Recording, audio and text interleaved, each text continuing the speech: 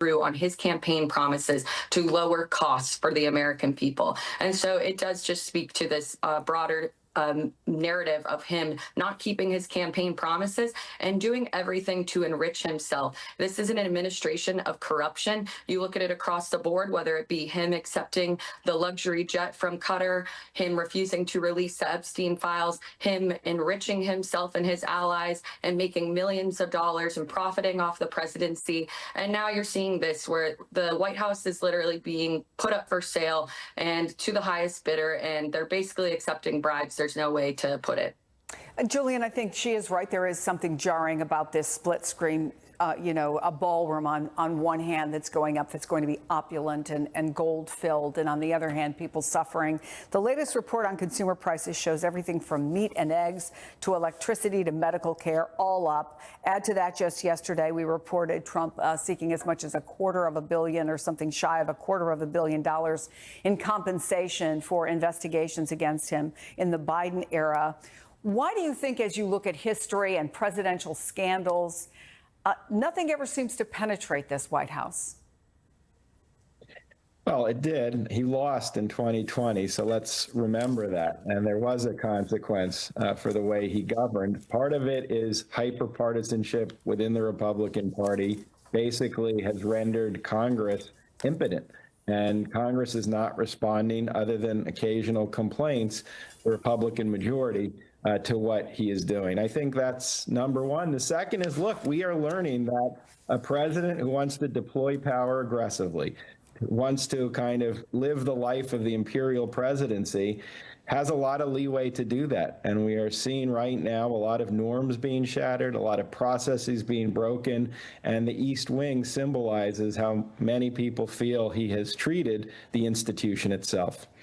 Julian Zelizer, Vaughn Hilliard, Reed Galen, and Sarah Matthews, thank you all. We've got some breaking to the Trump Department of Justice over President Trump's demand for a reported $230 million payout over past investigations into him and his campaign.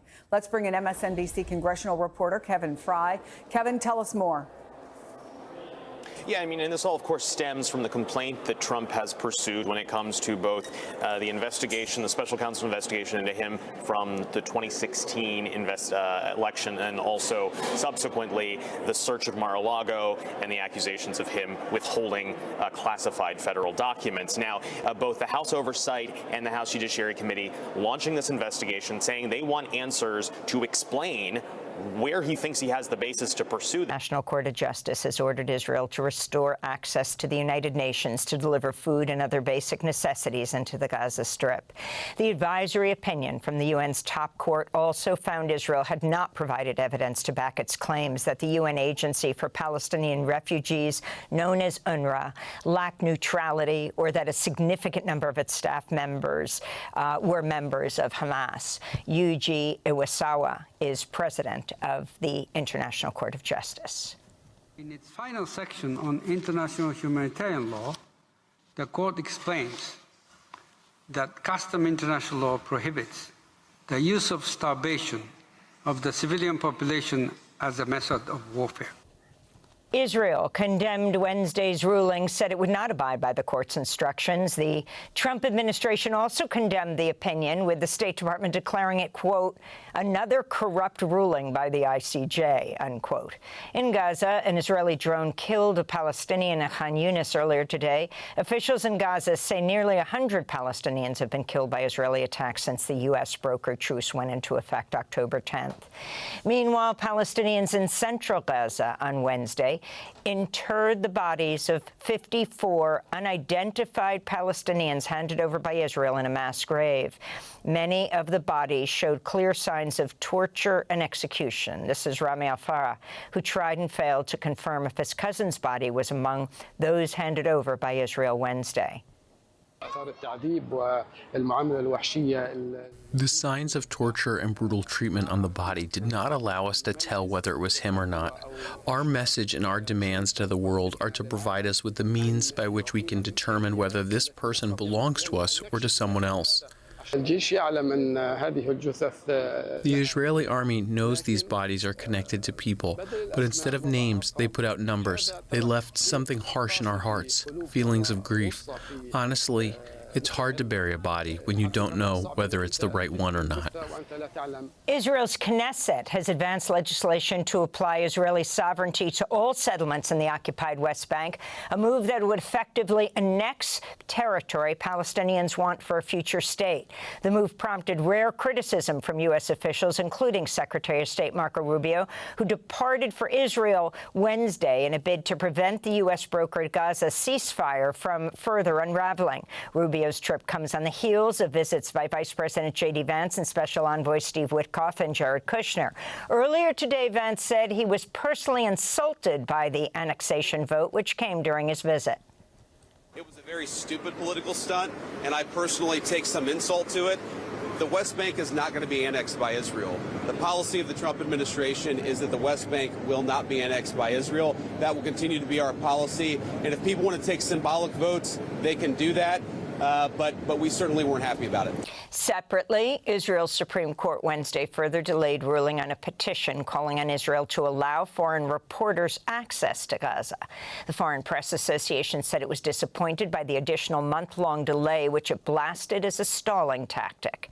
Meanwhile, a group of 27 Democratic lawmakers has written to Secretary of State Rubio and U.S. Ambassador to Israel Mike Huckabee, urging them to secure the release of Mohammed Ibrahim, a teenage Palestinian-American citizen from Florida.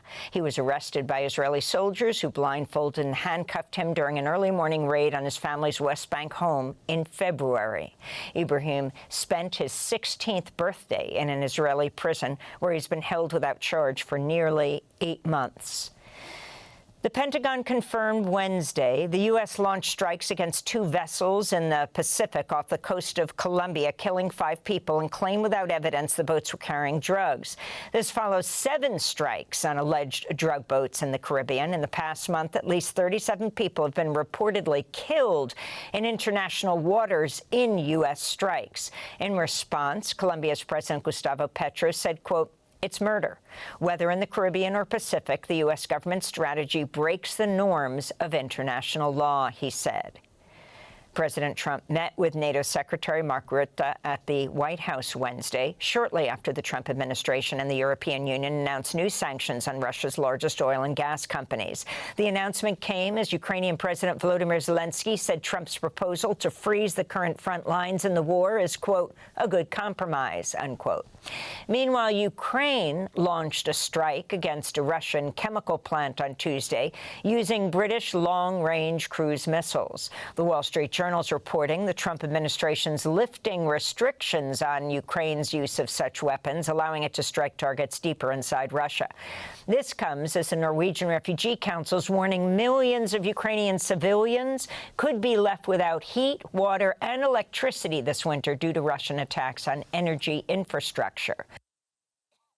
In the United States, federal government shutdown has entered its 23rd day. As a result, 60,000 aviation safety workers won't receive a full paycheck in the coming days. The authority that operates the Minneapolis-St. Paul International Airport is planning to provide non-perishable food items to federal workers who are struggling to buy groceries. Meanwhile, the National Nuclear Security Administration, the agency which oversees the nation's nuclear stockpile, has announced it's furloughed more than 1,400 workers, 3/4 of its staff. On Capitol Hill, the Senate's 12th attempt to end the shutdown failed Wednesday. Ahead of the vote, Democratic Senator Jeff Merkley of Oregon delivered a 22-hour speech warning about President Trump's agenda. Colleagues, I'm coming tonight to the floor of this Senate to ring the alarm bells because we have become an authoritarian nation over the last 9 months. We are deep into an authoritarian takeover. The Trump administration's dispatching more than 100 federal agents to the San Francisco Bay Area as it seeks to ramp up immigration raids in Northern California. That's according to the San Francisco Chronicle, which reports the deployment is a likely precursor to President Trump deploying National Guard troops to San Francisco. California's Democratic Governor Gavin Newsom blasted the deployment as, quote, right out of the dictator's handbook, unquote. In Illinois, protesters confronted masked federal agents Wednesday as they carried out multiple arrests in Chicago's Little Village neighborhood in the bordering suburb of Cicero. The agents were joined by Border Patrol Commander Gregory Bovino, whose forces were recently reprimanded by a federal judge for violating a prior court order restricting the use of tear gas and other less lethal weapons on peaceful demonstrators, journalists, and clergy. Federal agents fired pepper spray at protesters who witnessed a car crash involving federal agents. They are thugs and they could do whatever they want, and they crashed into an individual, arrested him with no probable cause, no warrant, and instead of the police department assisting the guy that got crashed, seeing if he needed medical attention, they arrested him. Here in New York, protesters marched Wednesday in solidarity with the street vendors who were harassed and detained Tuesday by federal agents during immigration sweeps targeting Manhattan's Canal Street. This is Awa Ngam, a street vendor and U.S. citizen originally from Mauritania who witnessed a friend's arrest by ICE agents. She was ordered to show ID proving her immigration status. I always felt safe in America. I feel safe. I love coming to America. America is losing that. Is losing that. And people have to say something. They have to not be scared. They have to stand up. The time is now. Meanwhile, a Cuban man deported by the Trump administration to the southern African kingdom of Eswatini has gone on hunger strike to protest his imprisonment in a maximum security prison there. Roberto Mosquera del Paral is among 11 so-called third country deportees sent by the Trump administration to Eswatini, despite legal challenges by human rights groups who've called the deportations a violation of U.S. and international law. The North Carolina House of Representatives has approved a new congressional map that could give Republicans an extra seat in Congress. According to state law, North Carolina's governor, Democrat Josh Stein, cannot veto the redistricting plan. President Trump praised North Carolina's map on social media last week, saying it would give voters in the state, quote, the opportunity to elect an additional MAGA Republican in the 2026 midterm elections, unquote. It follows a similar effort by Texas Republicans earlier this year when lawmakers passed a congressional map that could give Texas's congressional delegation up to 5 more House seats. A month later, the Republican-controlled Missouri state legislature passed a congressional map that would turn Democratic Representative Emanuel Cleaver's district into a Republican-leaning seat. In labor news, the New York Times reporting Amazon's planning to replace more than 500,000 jobs with robots. The company's internal documents also reveal Amazon's robotics team plans to automate 75% of the company's operations. A Senate report released earlier this month, spearheaded by Senator Bernie Sanders, warned artificial intelligence and automation could destroy nearly 100 million jobs over the next decade. Peru's interim president, Jose Heri, is declared a 30-day state of emergency after weeks of anti-government protests led to the impeachment of the previous president.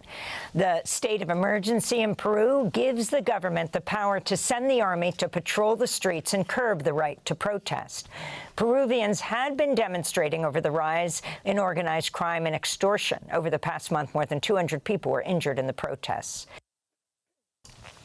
And White House officials say the entire east wing of the White House will be demolished for the golden gilded ballroom, which President Trump said yesterday will now cost $300 million, up from $250 million, which is up from $200 million. That's despite this pledge made by President Trump in July.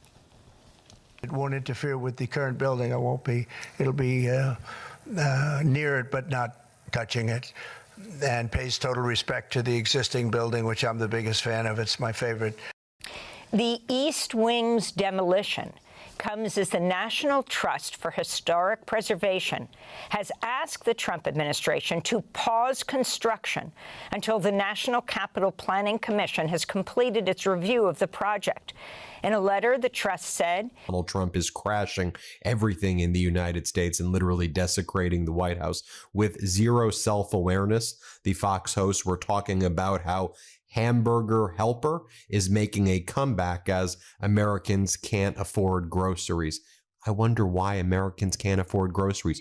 Could it be because of Donald Trump? Watch what they were talking about here. Play this clip. And last but not least, one trend and true brand is making a big comeback as consumers tighten their wallets. And here it is, Hamburger Helper.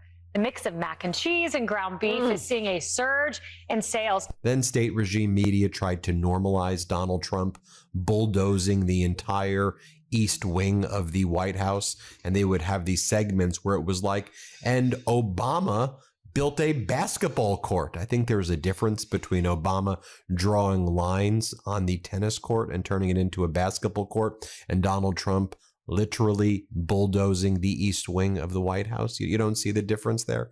Here, play this clip. Liberals are waltzing themselves into peak derangement over the construction of Trump's big, beautiful ballroom. Hillary Clinton said, quote, "It's not his house, it's your house, and he's destroying it." Gavin Newsom twirled in next, saying, quote, "Ripping apart the White House just like he's ripping apart the Constitution." And Elizabeth Warren sent up a smoke signal. Never mind that Barack Obama built his basketball court, Richard Nixon rolled in a bowling alley, and plenty of other presidents did a little home renovation of their own.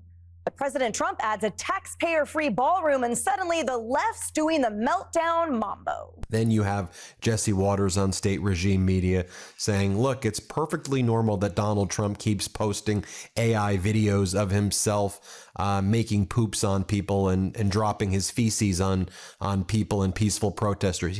Jesse Waters and state regime media goes, Trump's a meme lord. That's what meme lords do. They post images of taking shits on people, I guess. Here, play this clip. Trump's a meme lord. He's strafing feces over everybody, and Democrats are like, wasn't like a day ago they were like, we need to up our social media game. And they were like, Gavin's the man. He's crushing it on social media. The president, I don't know how to articulate this. The president of the United States is literally bulldozing the East Wing while posting AI videos of himself taking craps on peaceful protesters' faces while we're in a government shutdown, and while he's ordered the MAGA Republicans in the House not to even speak with Democrats, yet alone negotiate with them. Going back to state regime media's North Korea style propaganda, here you have the hosts talking about J.D. Vance potentially having sex with couches. Here, play this clip. Do you remember when he was running? It was like, J.D. Vance, he's weird. And I actually, because I covered politics for Fox this past election, I was on the trail and I got to interview J.D. Vance when they had started with this whole J.D. Vance is weird. Yeah, they said he had sex with a couch. Yeah, that too, which was totally wrong if you read the book, not what happened. But they were really on this weird thing. And this is just that all over again. Don't listen to the noise. He is not weird. Does he have it? I think he's got rid of it. He's got it. Madison cleared it up. He's got it. All right. Time to bring on Treasury Secretary Scott Bessent, who now continues to move back the goalposts. And he's like, can I tell you when things are really going to be good? Like maybe 2026 or actually 2027. 2027. Oh, didn't Donald Trump say on day one, groceries were going to be more affordable, everything was going to be cheaper, inflation was going to be removed? Wasn't that the promise? Oh, now you're saying 2027. Oh, God, it just then when's it going to be? 2032, 2040? When is it, folks? Here, play this clip. Things look pretty good at home, huh? Larry, things look great, and they're good now. I think 2026, 2027 are going to be great years because, as you know, part of what's happening with the tax bill is the president's campaign promises, which he kept on no tax on tips, no tax on overtime, no tax on Social Security, and deductibility of auto loans for American cars. On the first three, working Americans have kept their withholding the same. And you might recall, I'm also the IRS commissioner, so I can see what's going on at the IRS. And I can tell you that in the first quarter of the year, we are going to see substantial tax refunds for working Americans. That's the thing. They're all such con artists. But it's good that they have Jessica Tarlov on Fox, the only good host on Fox. And I think she really puts everything into the appropriate context. She's like, look, we're in the midst of a government shutdown. You even have Republicans in the House and the Jersey caucus saying, what the hell are you doing, MAGA Mike? You're completely destroying our governor's race here in New Jersey. You're destroying our re-election chances in New Jersey. Like, what are you doing, MAGA Mike? Our farmers are losing their businesses. Our cattle ranchers are livid at Donald Trump for saying that he wants to get beef from Argentina now. And you build in a ballroom? Like, what are you doing? Watch Tarlov say it perfectly. Here, play this clip. Okay, so I'm going to do this part quickly because I don't want to end up in a reel that you're showing tomorrow, and I'm not actually having a meltdown about the ballroom. But I will say that it is nothing like any of the other renovations. I mean, his ballroom is almost double the size of the White House itself, and he's not using taxpayer dollars. He's using his own dollars, maybe, or the dollars of companies that want favorable treatment, like Google, Palantir, all with big contracts with him. But Trump and Caroline Leavitt and the whole administration would rather that this is what we're focused on, and it's really getting away from the real stories of the moment. We are in the midst of a government shutdown. The Republican caucus from New Jersey wrote to Mike Johnson saying, you got to make a short-term deal. Our constituents cannot handle these ACA premium hikes. Our farmers are losing their businesses. No soybeans coming out of America. We bail out Argentina, and then Argentina gets the contract. That's what those texts, remember, with Scott Besson and Brooke Rollins. And just before we came on air, the National Cattlemen's Beef Association said cattlemen and women cannot stand behind President Trump while he undercuts the future of family farmers and ranchers by importing Argentinian beef. Those are the stories of what is happening in America today. That is how Donald Trump's administration is hurting everyday Americans, most of whom voted for him. So the ballroom, it is a monstrosity, but I am choosing to talk about the shutdown and what's happening to our ranchers and our farmers. Yeah, and Jesse, so too are Americans and Trump himself, actually, who is also talking about the shutdown and the Democrats' refusal. He's just building on the side. He can actually do multiple things at one time. Then they bring on Mark Wayne Mullen, this MAGA Republican from Oklahoma, and he tries to compare the military invasions by National Guard forces into Democratic cities. He's like, it's like the Civil Rights Act. When the National Guard needed to protect people's civil rights, that's just like why you need the National Guard now to protect ICE agents disappearing Americans, citizens and non-citizens, but citizens also off the street and sending them to concentration camps. It's like ICE is involved in a civil rights movement is what the MAGA Republicans are going with. What's GovPlus? Got their earnings report coming up. But does people even care about it anymore? Right, that's the question. Well, I'll say this. If you have a bunch of Tesla stock, you care. Oh, yeah. Because you're worried that a lot of people don't care. And you're like, oh my God, you got to care, you got to care. Yeah, but even Elon's care? Yeah, that's the question. And do you remember what he was doing at the beginning of the year? He's all about the government stuff. Yeah, he was doing Doge stuff and things. And basically, that was really bad for the company. Like, sales just went down everywhere, like all over Europe, over US, etc. So he came back to Tesla theoretically. Does he? Yeah, I say theoretically. Because if you ask me, in my opinion, his main focus is more like Twitter or like his... Grok? Yeah, Grok. That would be like the XAI stuff. And then his latest thing is he's been telling everyone he's going to make a big video game company. For reals. For real? I know that he likes for reals, to... he said it. Whether or not, we know that he likes to play video game himself, right? Yeah. So now he into video game company? Well, so his claim is that he's going to build the first AI video game, or AI designed video game, I guess, his claim. He's claiming. His claiming. and this is a lot of stuff that, when you talk about Elon, you have to understand he just claims stuff. And he promised stuff all the time, but it doesn't come true. So that's what they're going to be talking about during the earnings report. There's always these sort of same things that people ask. There's a car that hasn't come out for a while. Do you remember which one? The Roadster? Yeah. I think it was promised like 10 years ago already now. 10 years ago? Something like that. Maybe it's 8. I mean, it's just... Yeah, but that's too long. Yeah, at this point, it's like, I don't even remember anymore.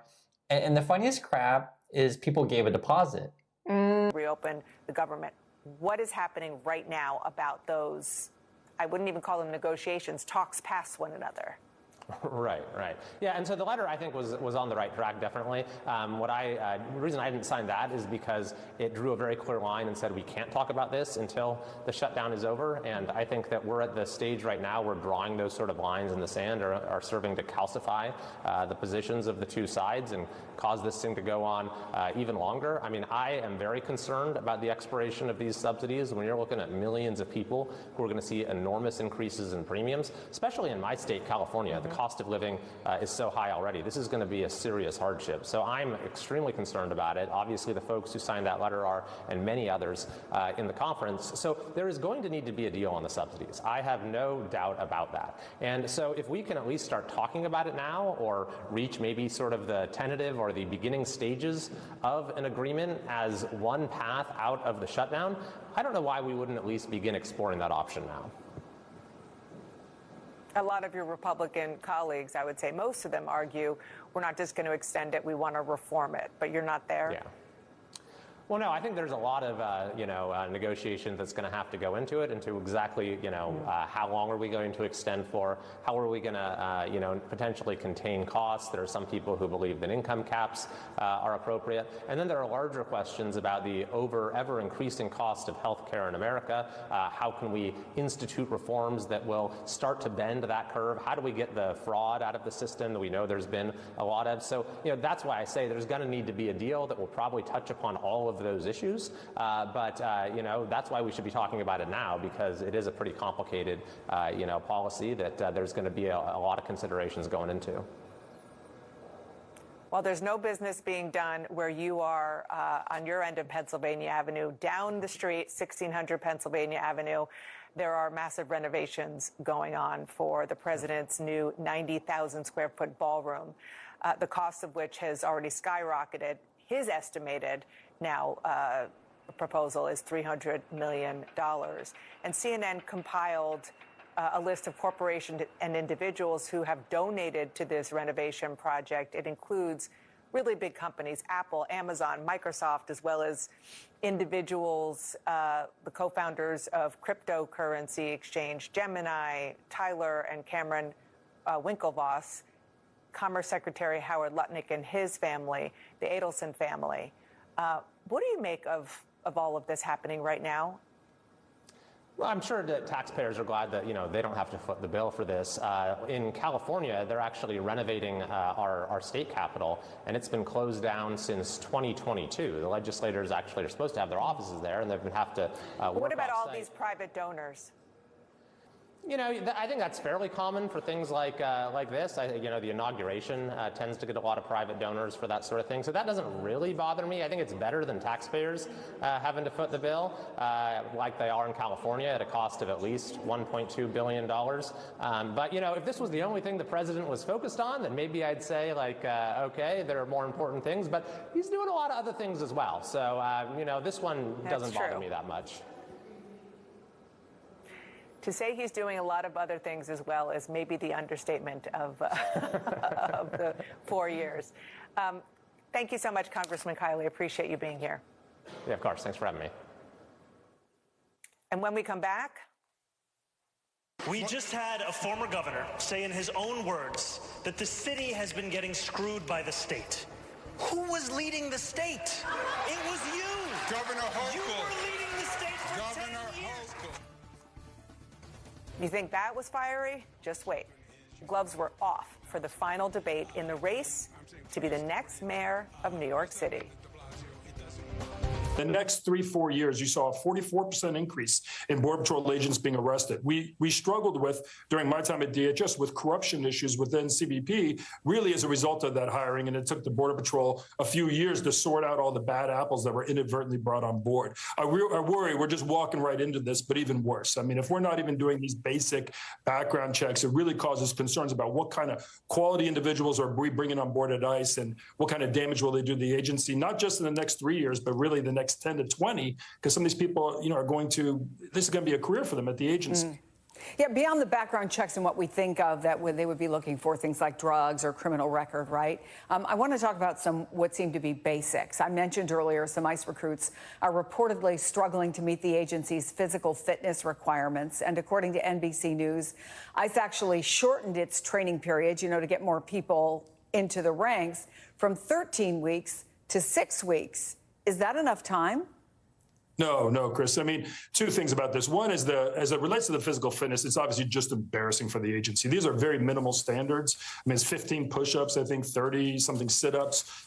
If you can't do that, boy, it's hard to say how you could be a federal agent if you can't do that basic level of physical fitness. But I think what it represents is more alarming, and the shortening of the training is that this mad rush to get people on board kind of suggests a real misunderstanding of what you need to do to be an ICE officer. But I think all we have to do is look at Chicago. And Chris, ICE right now, I know the agency is getting beat up badly, but it is full of good people who have the integrity, who signed up for the right reasons to get bad guys off the street. But we put them in a very difficult situation in Chicago, asking them to do things that they haven't done before and asking them to do this crowd control. And we've seen all this concern where there's dropping tear gas or using less than lethal force, not properly de-escalating the situation. And I think that's a byproduct of their lack of training.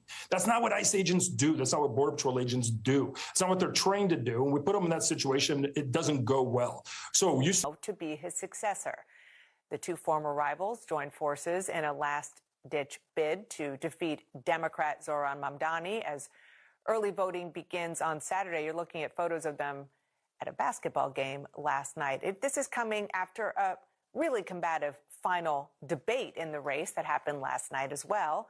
Mamdani, Cuomo, and Republican Curtis Sliwa clashed on policy, and it often got personal.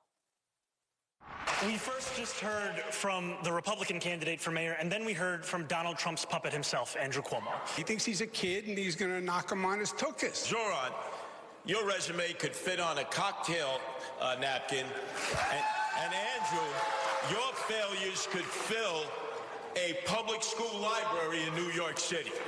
You have never had a job. You've never accomplished anything. There's no reason to believe you have any merit or qualification for 8.5 million lives. The issue is that we experienced you taking a $5 million book deal while you sent seniors to their deaths in nursing homes. Do you ever know that no means no? What do you say to the 13 women that you sexually harassed? The cases were dropped, right? You know that as a fact. If you want to be in government, then you have to be serious and mature. Sungmin and Shane are back along with CNN's Gloria Pazmino, who has been covering the race. Gloria, I'm going to start with you. Your big takeaway from last night. Well, look, it was definitely a last chance for all of these candidates to try and shift the conversation in this election. But it was really a big and last opportunity for Andrew Cuomo, who is second in the polls and really had a sort of anemic performance in last week's debate. And we saw a version of Cuomo last night that was much more fired up, attacking Mamdani directly and landing quite a bit of his attacks. We saw him question his experience, his political experience, his governmental experience. But we also saw Mamdani trying to fight back, bringing up the governor's sexual harassment scandals, I should say, and Republican Curtis Sliwa in the middle of it all, trying to attack both of them, continuing to stay in this race. He's been facing pressure to drop out, but there is no indication that Curtis Sliwa is going to do that. And Dana, just in the last hour, we are learning that Mayor Adams is expected to endorse Andrew Cuomo. You know, this is after he called Andrew Cuomo a snake and a liar days before deciding that he was going to have to drop out his own re-election bid, accusing the former governor of trying to push the only black candidate out of this race. So it's a really sort of stunning turn of events here. The current mayor endorsing the former governor who has been viciously attacked by him.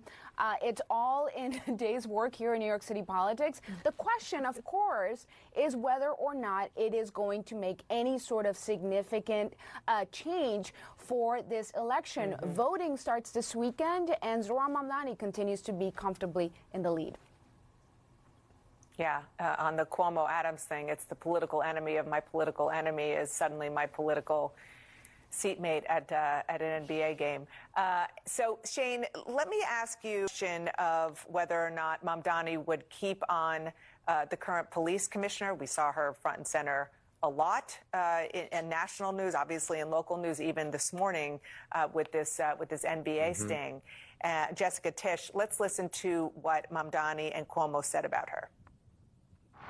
Commissioner Tisch took on a broken status quo, started to deliver accountability, rooting out corruption, and reducing crime across the 5 boroughs. I would ask her to stay on. I don't believe Zohran when he says he would ask her to stay on. Their philosophies are totally incongruous. And Jane, obviously, the context here is the Go ahead. I was going to say, Mamdani made news yesterday saying he would, in fact, ask her to stay on as police commissioner. And I think this is part of his close